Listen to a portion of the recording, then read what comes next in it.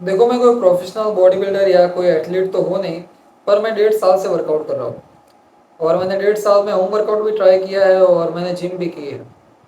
और मुझे इतनी तो नॉलेज है कि वर्कआउट में कौन सी मिस्टेक है जो हमें नहीं करनी चाहिए, जिसकी वजह से हमारी ग्रोथ नहीं होती और सिर्फ टाइम वेस्ट ही होता है। और आज की इस वीडियो में मैं आपको वही मिस्टेक बताने वाला हूँ, और अगर आप भी ये मिस्टेक अवॉइड करते हो तो आप भी अपनी बॉडी की ग्रोथ देखोगे और अपने आप को इम्प्रूव होता हुआ देखोगे। वीडियो को स्टार्ट करता है। सबसे पहली मिस्टेक है ओवर ट्रेनिंग। आपने कई लोगों के मुंह से सुना होगा और कई लोग इसके बारे में बात करते हैं कि अगर आपको अच्छा खासा मसल गेन करना है, अच्छे खासी स्ट्रेंथ बढ़ानी है, तो आपको फेलियर ट्रेनिंग करनी चाहिए। और हाँ, ये बात बिल्कुल ही सच है, मैं इसे एक्सेप्ट करता हूँ। पर यही जगह कुछ लोग मिसगाइड हो जाते हैं और यहाँ पर ही लोग मार खा जाते हैं। ओवर ट्रेनिंग को फेलियर वर्कआउट समझ लेते हैं, पर मैं आपको बताता हूँ कि ओवर ट्रेनिंग में और फेलियर वर्कआउट में बहुत ही फर्क है। देखो, फेलियर वर्कआउट होता है वो कुछ ही पर्टिकुलर एक्सरसाइज और 3 सेट के लास्ट सेट में ही किया जाता है। और जो ओवर ट्रेनिंग होती है, जिसे लोग फेलियर वर्कआउट समझते हैं, वो ये करते हैं ऐसा है कि वो हर एक सेट और हर एक एक्सरसाइज को फेलियर तक करेंगे, जिसकी वजह से ओवर ट्रेनिंग होगी। और ऐसा करने से मसल इंजरी के रिस्क भी बढ़ जाएगी, आपके मसल लॉस भी होगी, आपकी स्ट्रेंथ भी लॉस होगी, और आपको अपनी बॉडी में इंप्रूवमेंट नहीं देखने मिलेगी। तो हमेशा ओवर ट्रेनिंग से बचो और फेलियर वर्कआउट करो। अगर बिगिनर हो तो फेलियर वर्कआउट ना करो, अवॉइड ही करो इसे। और फेलियर वर्कआउट का मतलब ये होता है कि कुछ ऐसी स्पेसिफिक एक्सरसाइज होती है जिसके लास्ट सेट में हमें फेलियर तक ट्रेनिंग करनी होती है। जब तक आप कर पाओ तब तक, वो तो आपको खुद ही पता चल जाएगा कि आपका फेलियर पॉइंट कब है। दूसरी मिस्टेक है ईगो लिफ्टिंग। ईगो लिफ्टिंग का सीधा साधा मतलब होगा कि होश में आकर जोश पाना।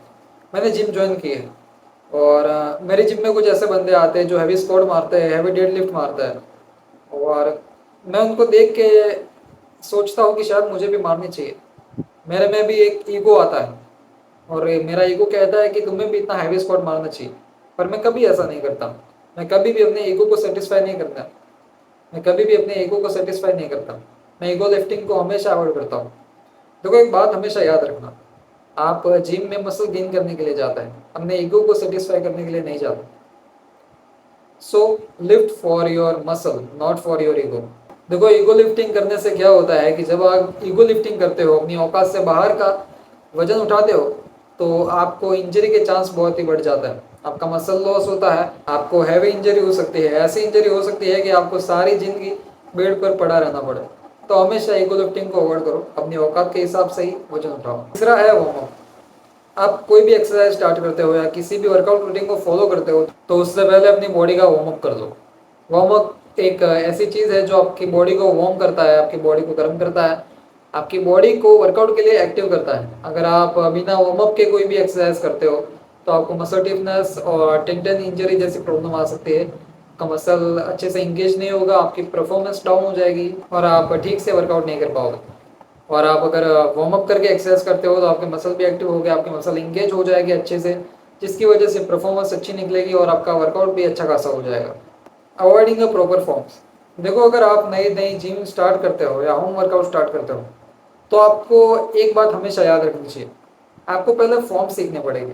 देखो, फॉर्म ही एक ऐसी चीज़ है जो मसल को एक्टिव करते हैं, प्रॉपर तरीके से इंगेज करते हैं, जिसकी वजह से वही मसल फील होता है और वही मसल प्रॉपर तरीके से ट्रेन होता है।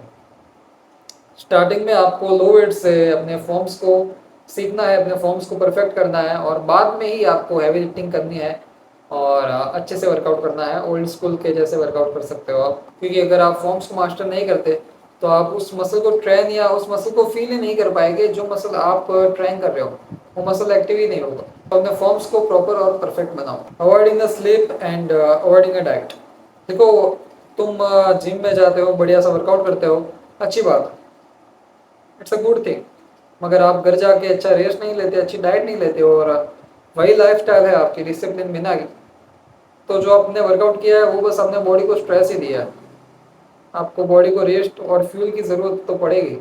आपको मिनिमम अपने वेट के हिसाब से 1.6 से मल्टीप्लाई करके जितना भी आंसर आता है उस हिसाब से आपको प्रोटीन लेना चाहिए। अगर आपका 50 kg वेट है तो आपको अराउंड मिनिमम तो 70 या 80 ग्राम तो प्रोटीन लेना ही चाहिए। इसको आप अवॉइड नहीं कर सकते। यानी यही है मेन पॉइंट, यही है मेन पार्ट द वर्कआउट, कुछ भी कह लो इसे।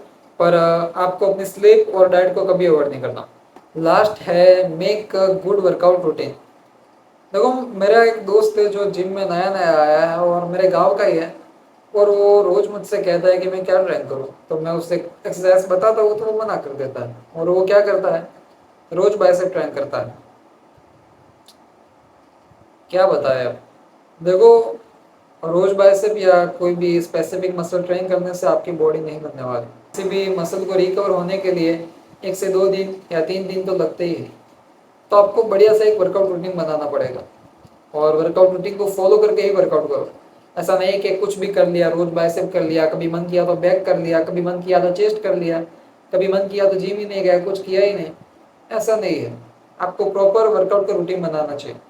जैसे कि मेरा रूटीन है कि मैं मंडे को दिन बैक बाइसेप, उसके बाद चेस्ट ट्राइसेप, उसके बाद लेग्स एंड शोल्डर, और फिर बाद में रिटर्न, और फिर बाद में रिपीट करता हूँ। तो एक अच्छा सा वर्कआउट रूटीन बनाओ और उसे फॉलो करो। बस, वीडियो खत्म होती है। आई होप कि मेरी ये वीडियो आपके लिए हेल्पफुल रही होगी। मिलता है अगले वीडियो में, तब तक के लिए बाय।